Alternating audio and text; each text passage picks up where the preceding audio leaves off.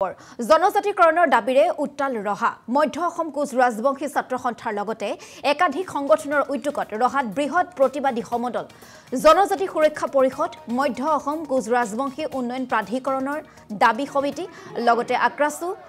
সুতিয়া যুৱ সন্মিলন সদৌ অসম চাহ জনজাতি ছাত্ৰ সন্থা সদৌ টাই আহোম ছাত্ৰ সন্থাৰ সহযোগত কেইবাটাও দাবীৰে ৰহাৰ হৰাগাঁৱত উলিওৱা হৈছে এই গৰ্জন কাৰ্যসূচী গণগৰ্জন প্ৰতিবাদী সমদল দৃশ্যাংশ এই মুহূৰ্তত আমি আপোনালোকক দেখুৱাইছো জনজাতিকৰণৰ দাবীত এতিয়াও উত্তাল হৈ আছে উজনি নামনি এই মুহূৰ্তত আমি ৰহাৰ দৃশ্যাংশ দেখুৱাইছো বহুকেইটা দল সংগঠনে অংশগ্ৰহণ কৰিছে গণগৰ্জন প্ৰতিবাদী সমদলত 6 জনগোষ্ঠীক জনজাতি মৰ্যাদা প্ৰদান অসমত জনজাতি ৰাজ্য ঘোষণা লগতে অসমত ইনাৰ লাইন পাৰমিট ব্যৱস্থাৰো দাবী কৰিছে প্ৰতিবাদকাৰী সংগঠন কেইটাই ৰহাৰ হৰাগাঁও ৰাস মন্দিৰ প্ৰাংগণৰ পৰা উলিওৱা এই প্ৰতিবাদী সমদলত 2 শতাধিক পুৰুষ মহিলা প্ৰতিবাদকাৰীয়ে হাতে হাতে প্লে কাৰ্ড লৈ চৰকাৰ বিৰোধী ধ্বনিৰে উত্তাল কৰি তুলিছে ৰাজপথ আসলতে আজি আমি মধ্য অসম কোচ ৰাজবংশী ছাত্ৰ সন্থা আৰু জনজাতি সুৰক্ষা পৰিষদ অসমৰ উদ্যোগত মধ্য অসম কোচ ৰাজবংশী উন্নয়ন দাবী সমিতি টাই আহোম ছাত্ৰ সন্থা ৰহা আঞ্চলিক সমিতি সুতিয়া যুৱ সন্মিলনীৰ নগাঁও জিলা সমিতিকে আদি কৰি আমাৰ স্থানীয় ৰাইজৰ সহযোগত আমি চৰকাৰৰ ওচৰত চৰকাৰলৈ এক প্ৰতিবাদী কাৰ্যসূচী আমি ৰূপায়ণ কৰিছোঁ আসলতে ভূমিপুত্ৰ খিলঞ্জীয়া ভূমিপুত্ৰ 6 জনগোষ্ঠীক চৰকাৰে সদায় প্ৰতাৰণা কৰি আহিছে সদায় প্ৰবঞ্চনা কৰি আহিছে আৰু এই প্ৰতাৰণাৰ প্ৰতিবাদত আজি আমি এই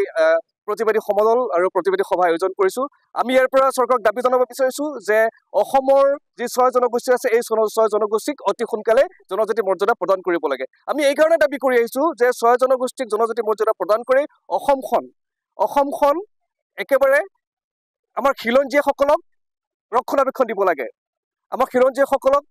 উন্নয়নৰ কাৰণে চৰকাৰে চিন্তা চৰ্চা কৰিব লাগে অসমখন জনজাতি ৰাজ্য হিচাপে ঘোষণা কৰিব লাগে অসমত ইনাৰ লাইন পাৰমিটৰ ব্যৱস্থা কৰিব লাগে আমি এই কাৰণে ইনাৰ লাইন পাৰমিটৰ ব্যৱস্থা কথা কৈ আছো ইনাৰ লাইন পাৰমিটৰ ব্যৱস্থা হোৱাৰ লগে লগে অসমৰ যি বিদেশী সমস্যা এই সমস্যাসমূহ নোহোৱা হৈ যাব এতিয়া আমাৰ দুখ লাগে ক'বলৈ আমি যেতিয়া 6 জনগোষ্ঠীয় জনজাতি মৰ্যাদাৰ কথা আমি উল্লেখ কৰোঁ বা জনজাতি পোৱাৰ দিশে অগ্ৰসৰ হওঁ তেতিয়া আমাৰে ককাই ভাই CC2I কিন্তু সদায় প্ৰতিবাদ কৰি আহিছে আমি তেওঁলোকক ক'ব বিচাৰিছোঁ যে আপোনালোকে প্ৰতিবাদ কৰিব নালাগে আমাক সহযোগিতা কৰক আমাক সহযোগিতা কৰি অসমখন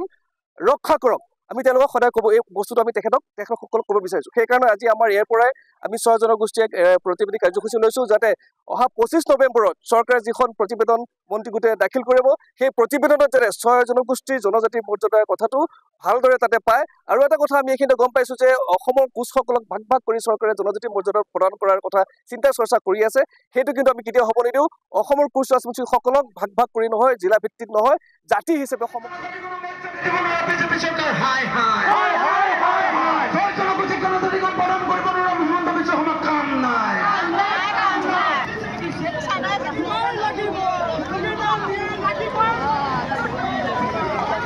Thank you.